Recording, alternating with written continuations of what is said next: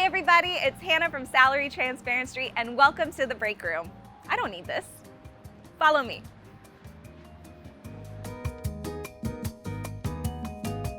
Okay, we're not really filming at a break room. We're actually at the Capital One Cafe in Santa Monica where money and conversations intersect. But on the break room, careers get real and the truth spills. Today, we're talking to screenwriters. Let's uncover the untold stories and insights behind the pens driving today's entertainment industry.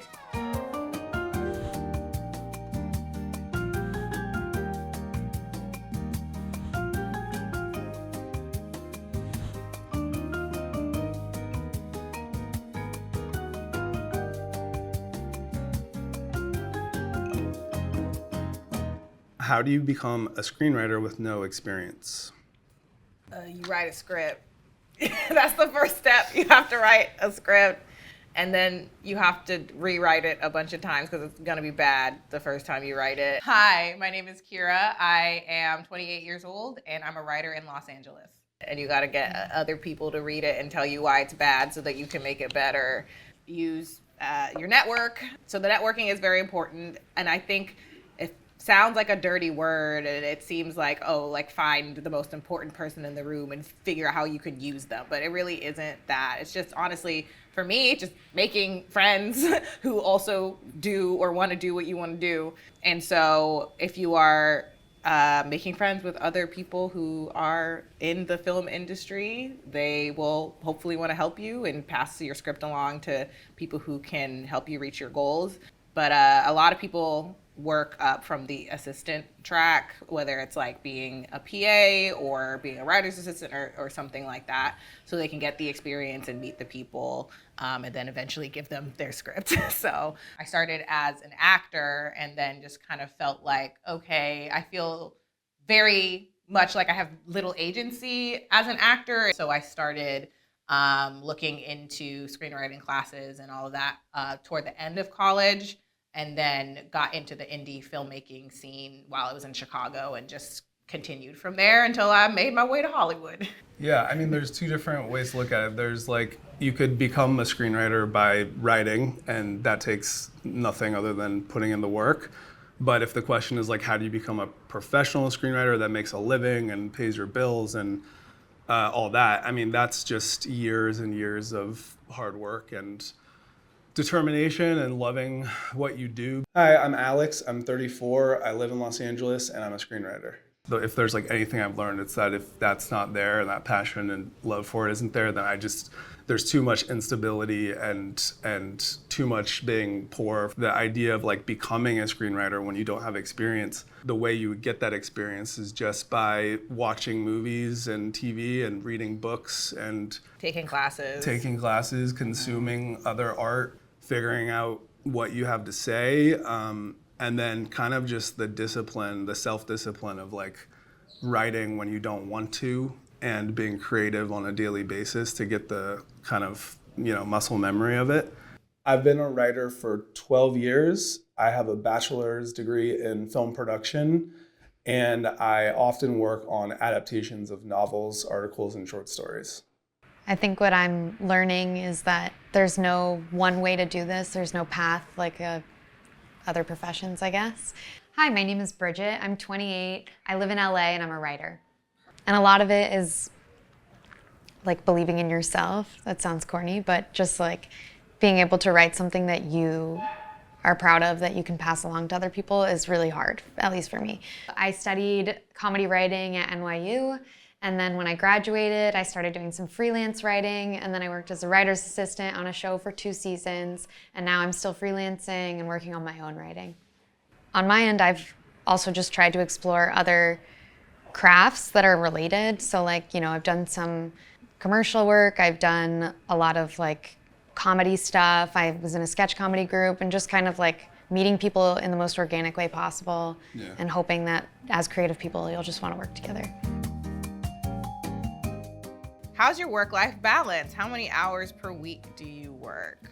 My work-life balance is not ever good. I don't know. I am figuring that out. I think it It's better when I'm in a writer's room because I know exactly what my schedule is. Right now, without being in a room and developing 20 to 30 hours a week. I also have a side job to help me pay my bills at the moment, as many people had to get during and after the strike. So if I count the side job, then I probably work 50 hours a week with the writing and the part-time work. It really does vary from week to week a lot. Some weeks I'm, just crying in front of my computer like all through the day and night, and some weeks I can, go on vacation and just chill out. Yeah.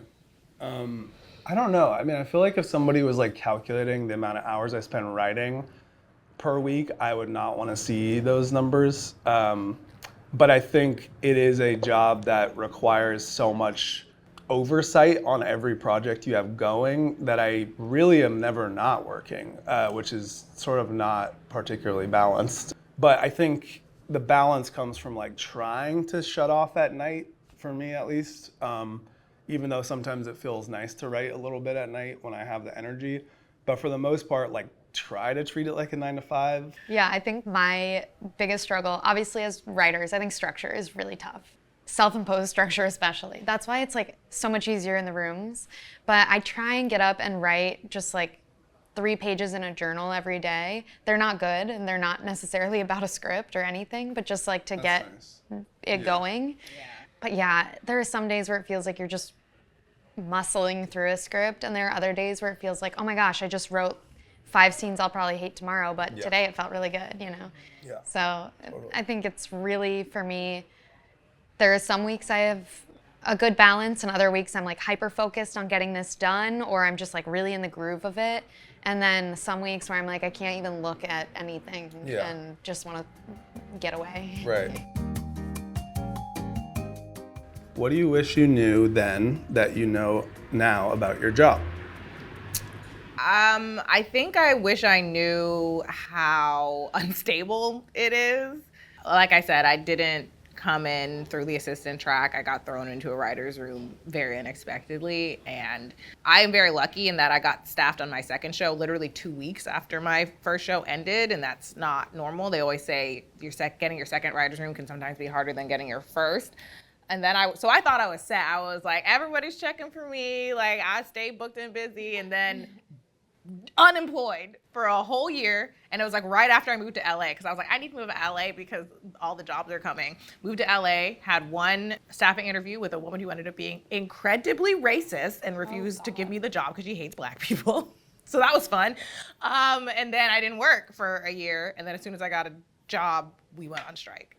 I have been a full-time screenwriter for, I think, going on almost 3 years now. I started in 2021, but was doing, indie stuff in Chicago before I got my first big TV writing job. And I saved up a lot of money, so I'm really, really glad that I did that. But that's one of the reasons that we were on strike about the residuals, because it's so...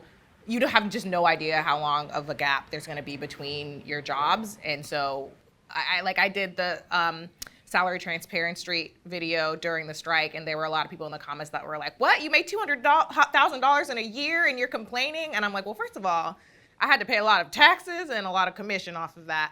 But also you have to make that $200K last for an indefinite amount of time. So I wish I had a better idea of how long there can be in between your paid gigs.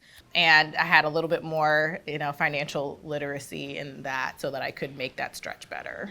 Last year was the first year in a decade. I had a couple of other jobs like sprinkled through those 10 years that kind of kept me validated enough to keep going, I guess. But last year was the first year that I made like real money. And I'm just already seeing the post money-making period is now here, and it's scary every time. And I don't think that's ever going to change. I mean, if you're a giant movie star making $20 million every movie you do, then yeah, you have enough money to put away. But like for most people, including writer friends that have made way more money than me doing this, it's still just job to job. That's just the nature of the career. It's going to always be a project-to-project based career and art form that requires you to be as comfortable as you can be in those between job periods, which is like not for everybody. And I've had tons of people I know drop out of the industry because they were searching for some other stability. And I don't think that that exists in this industry. You have to learn when to fight your battles as far as the creative goes, because there's so many cooks in the kitchen, especially with TV, but also with features. You've got studio giving you notes, producers giving you notes, your showrunner giving you notes. Learning the balance of like what to fight for and what to just like allow to change, or when to, again, pick your battles. So I'm not gonna fight over this one line that they want changed, so that when there is something that's really important to me, I have enough goodwill with the people I'm working with to be able to push back. So I think a lot of writers really don't know that most of your job is honestly taking notes. And so when I have aspiring writers who ask me to read their scripts and give notes, and they're like actually really resistant to the notes, I'm like, oh, you're not gonna make it, baby. Like, you gonna have a rough time. You gotta be flexible. You have to listen to people. Doesn't even mean that you have to take the note, but you can't be closed off to any note. I don't know what I expected. I didn't have a plan, and I still don't really, but I guess just like the first time I saw a decent sized check, I like didn't think, oh, I need to make this last a long time. I was like, wow, I'm rich, so I'm gonna go spend money. Like that, I guess, would be something I would tell myself. Like it's, because it's the same with commercials. It's like you get that payment, but it's like you have to make that last longer, and you don't know when your next job is, and you're not necessarily getting residuals, especially as a writer. So I think just echoing what you guys already said about that. But as far as the job path kind of advice goes, I'm still figuring that part out. But I think just I've learned, putting yourself out there is important in as many ways as you can, and letting people read your things if they're willing. How much were you paid in your first job compared to your current job? My first writing job I was basically right out of film school, so anything was just a shock. Like the fact that I could make money doing this was just the best thing in the world.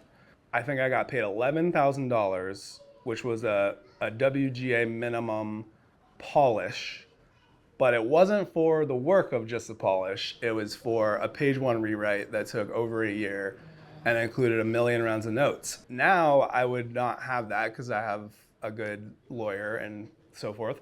But yeah, so I got paid $11,000 to do basically a year of work on that script. And the good news is I did have a lawyer doing the contract at the time, so there was a lot of deferments, and it was basically in the form of like a production bonus. So and of course, like you're always like, okay, yeah, if the movie ever gets made, which has a sub 1% chance of getting made. But this one has gotten made recently, 6 years later, and I didn't even know that it was going into production until my friend sent me like a deadline press release, because I was weeded out of the process, because mine was like a rewrite, then I was rewritten. And the good news is it went into production right before the strikes, so I was able to go, and this was just last year, and so we were able to get the money we were owed there, and that was like $45,000, I think. And then I was able to get a really just sort of proper adaptation job last year that was, I think, like $57,000, and that was adapting a novel for a company that actually pays writers development, which is like, and it's actually the only thing they do. They don't even really fund production. They just do development, which I think is what a lot of us are always hoping to find. They like to make you do that for free, and they're like, if it sells, then we'll pay you. Yeah.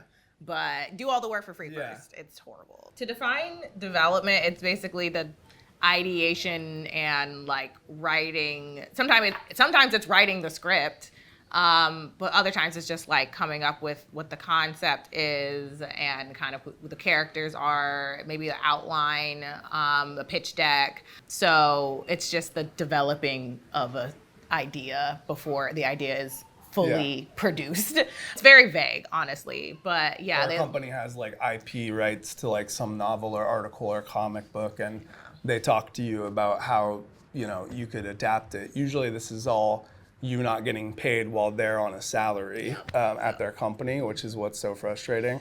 But yeah, that's usually to me like a pretty common form of like, hey, let's talk about this, this short story we just optioned and see if you would be right for it. Yeah. That sort of thing. Or in my case, I got lucky because it was like, here's a book, read it. If you like it, pitch us your take, and then we'll pay you to write the adaptation. But that has happened maybe twice, 3 times, in my 10 years. For TV, a lot of what they'll do is, either you'll have an original idea or they call them OWAs, open writing assignments. So they'll the studio or the production company will either have a piece of IP or like a book or a short story, or they'll have just an idea. I had a show that I was developing for Freeform, which is not happening anymore because that happens a lot with development. One of the execs at the studio was just like, I was watching Yellowstone and there's no black people in that and I don't like that. Let's make a black cowgirl show. And I was like, cool, sure. So so sometimes it's your idea, sometimes it's someone else's, but it's just, building out what that world is, who their characters are and all of that. But they make you do it for free. And they put you in these contracts that are called if-come deals. So they negotiate out everything you're gonna get paid, but they're like, you will only get this if you pitch it to a network and a network buys it from us. So you do all of the work to develop the pitch deck, do all of the pitches, take all of their notes, all of that, and then if just so happens that there's no network that's interested in buying it, you did all that work for free. And sometimes it's years of work. First writer's room jobs were both staff writer jobs. They made me repeat levels, which is a thing that has been more frequent recently. So after you've done a season on a show as one level, so staff writer is the lowest level, that's the entry level of the writer's room, they should promote you to the next level. But sometimes they don't, and they pretend they don't have money. They're like, we don't have money to pay you. The next step is story editor, and you get like a $4,000 pay bump or something like that. They're like, oh, we don't have money. Can you just do this lower level again? So you have to decide between letting them disrespect you or just taking the job because you need the cash. So I was getting the staff writer's weekly salary, which is about, depending on how long the room is, $4,500 to $5,000 a week. And right now I am in development and I'm in an if-come deal, so they're paying me nothing. But if the show sells after we pitch it, my deal was $200,000. So I'll get $200,000 to write that script. So not bad. Actually, Is that a pilot? It's a pilot, a half-hour pilot. So actually a pretty significant amount of money for a half-hour pilot for somebody of my level. So it better sell. Yeah. Well, as the writer's assistant in my room, I got minimum wage, and it was 10-hour minimum days, so it ends up being slightly more just because you have the 2 hours that are time and a half. But yeah, not a lot of money. You're not working the 10 hours, but it's it comes out to still nothing. So I think that's their way of justifying how low it is. It worked out to be slightly more than minimum wage with the 2 hours of overtime. If I were working as a writer's assistant consistently every day for an entire year, it would be a lot, but since it's per season, probably comes out to around 45, 50,000. But yeah, a lot of the same excuses of this is all we have the budget for, and it's a really small room, and even on the second season, there was no pay increase, no change in the contract. It was just exactly the same. And there's a writer's assistant and script coordinator union that's its own thing, separate from WGA, and they oftentimes won't even have the job qualify for that because that does have pay minimums. But they'll be like, oh, it's a writing PA job, even though it's over Zoom, and there's no way to have a PA over Zoom, putting snacks out and printing scripts and whatever else a PA is supposed to do. They But are yeah. so grimy with the way that they pay us and pretending they don't have money. I know you have money to pay above minimum wage. Yeah. They are like, oh, we're so poor. And then you see Bob Iger off on his yacht and you're like, okay, sure. Because how much you get paid determines your health insurance. You have to hit a certain minimum to be able to qualify for health insurance. I think it's $42,000. So they also they have to split the salary as it counts for their health insurance. So it's harder for them to get health insurance. And then you're paying your team 10% managers, 10% agents, and 5% attorneys. Not everybody has all three You don't of those need on the team. You necessarily all don't three, necessarily need all three, especially in the beginning of your career. And then you can also sometimes have a business manager. Like I have business managers because I don't understand the money and I don't want to go to jail, so I pay them. It's like 2% or something. But it ends up, everyone I've talked to said it's worth it because they end up saving you more money than you would have if you weren't paying them the 2%. What implications did the writer's strike and subsequent resolution have on your career as well as on the field of writing in general? And if things changed for the better? I have not seen much change directly for me yet, mostly maybe because I'm not in a writer's room at the moment. I do think the writer's strike did kill some of the development that I had. Not the strike, the studios being stupid and forcing us to go on strike and losing themselves money ended up killing some development that I had because they couldn't, they had to kind of figure out what their new budget is because they threw money out the window being evil. I mean, I know there's gonna be a lot of really important implications for it, and I already see some of my friends who were struggling to get staffed because of the mini rooms and because of other things that we were striking for, like people who hadn't been in rooms in a year or two finally getting a job after the strike ended. So I'm seeing some movement in that direction for sure.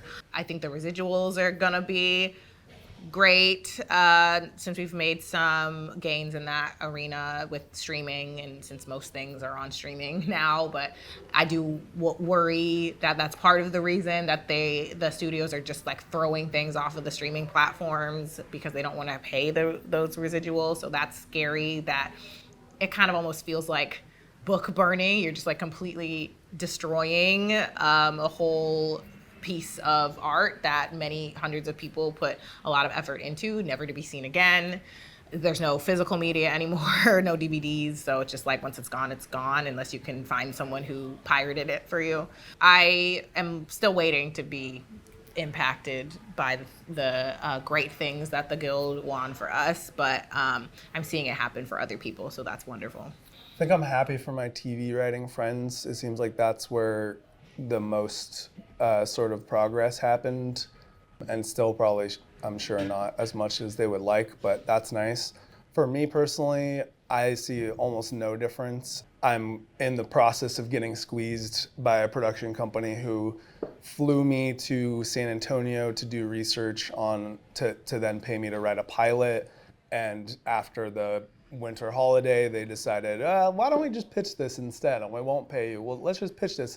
Because maybe the studios we pitch it to, they might want to have a hand in developing the pilot. And so it's always like, let's let somebody else pay you. And that was just how it was before the strike. So they're always gonna try to do that. Production companies are not underneath the WGA MBA, so they can do whatever they want. So they be really egregious sometimes. Yeah, and then I guess, there's a slight bump in like minimums for me on the feature side, but I think that's just like, if you consider inflation as part of it, I don't think that it's actually much of a boost financially. I think it's just kind of like reflective of inflation and helpful, I guess, in that way. But yeah, I don't think that there's a whole lot I don't think there's anything that's changed for me, really. I would say to studios that you should respect the craft of screenwriting because it's very hard and it takes a ton of work, and it's not just a woo-woo abstract creative endeavor. I wasn't in a room. I just kind of feel like all the conversations that I had just started having with people just kind of ended because they no longer had jobs and the strike was happening, and just kind of, missed opportunities. But it's nobody's fault. Yeah.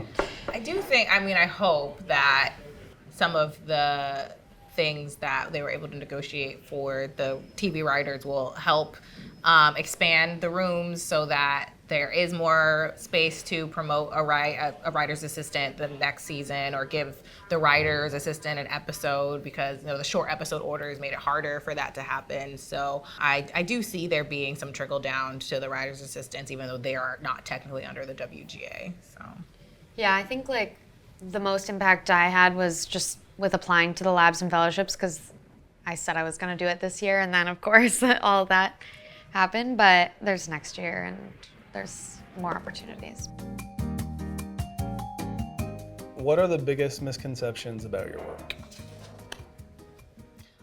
People think they can do it, man. Oh my God. Every time I don't like telling strangers what I do, especially at like any kind of big event, like a wedding or something. Inevitably, somebody at the wedding is like, this is my friend Kira, she's a TV writer. And everyone is like, oh, I have an idea for a movie that I want to pitch you right now while you're trying to eat your gluten-free cake pop. And their idea is always horrid.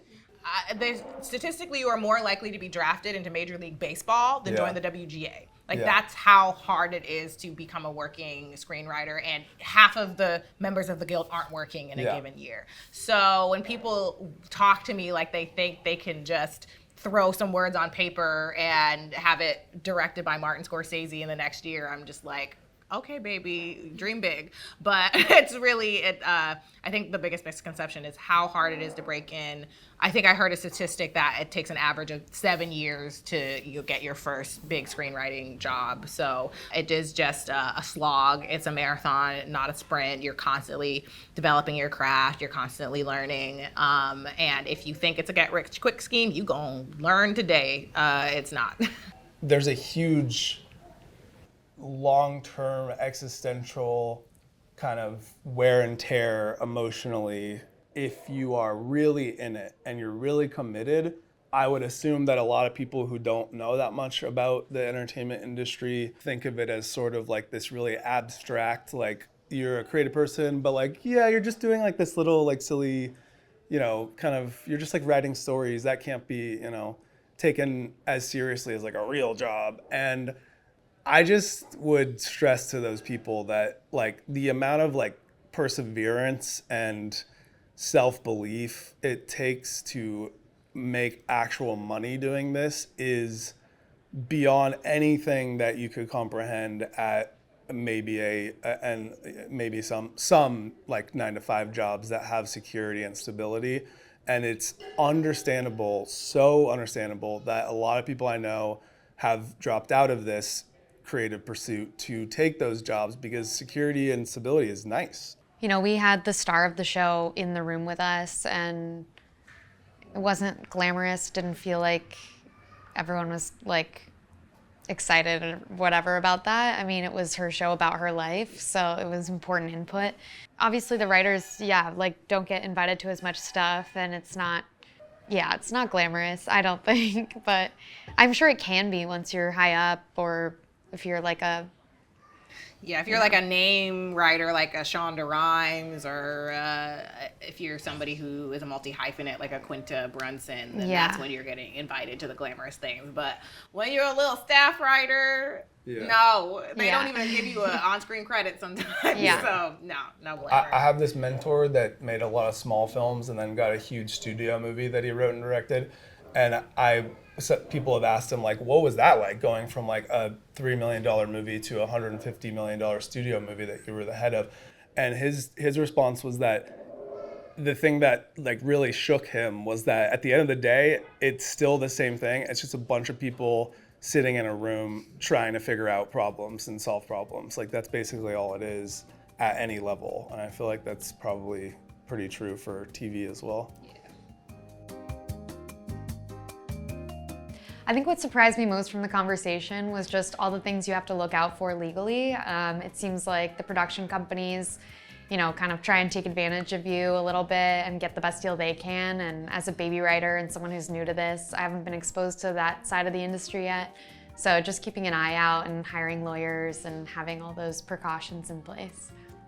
My takeaway from the panel is that whether you're working in TV or film, you're dealing with a lot of the same challenges and you're constantly fighting for fair pay. I think my biggest takeaway was learning from the feature side of things. I do write features, but I haven't sold one or developed one under a WGA contract. So I would like to do that soon. Like I'm working on some features, so getting to hear the perspective of what that is like and how it is different versus similar to television writing. They kind of keep us separate. They kind of keep TV writers and feature writers separate. Part of it is that because you're writing features by yourself, whereas TV writers, it's communal, so you meet each other more.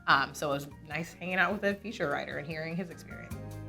So many things that surprised me about this episode, so many takeaways. I feel like I just got a crash course in what it means to be a screenwriter. The number one thing that I learned from all three of the panelists is how difficult it is to be a screenwriter and how much work goes into it. This is not a career for people that are not incredibly passionate about storytelling and writing. You really have to have that passion to have longevity of this career. Also, it's not as lucrative as it seems. I think screenwriting, when it's tied to Hollywood, we think it's glamorous, we think it's incredibly lucrative, and it's not. A common story that we heard from all panelists is that they have highs and lows in their career financially. When they're working, they make a good amount of money, but there's also at least a 25% cut off the top that goes to their team, which is their accountant, their legal team, their managers. I didn't know that writers needed all those people to work with them to function. So it's not as lucrative as it seems. It's very complicated as well. And with the differences in contracts and the different mediums of writing, it gets even more complicated. So you really have to be passionate about it to make it work. I think that I've learned that I don't want to be a screenwriter, but it's great because I'm not a good writer anyway. So I'm doing everyone a favor. If you like this episode of The Break Room, make sure you're subscribed to Salary Transparent Street's YouTube and like and comment for more.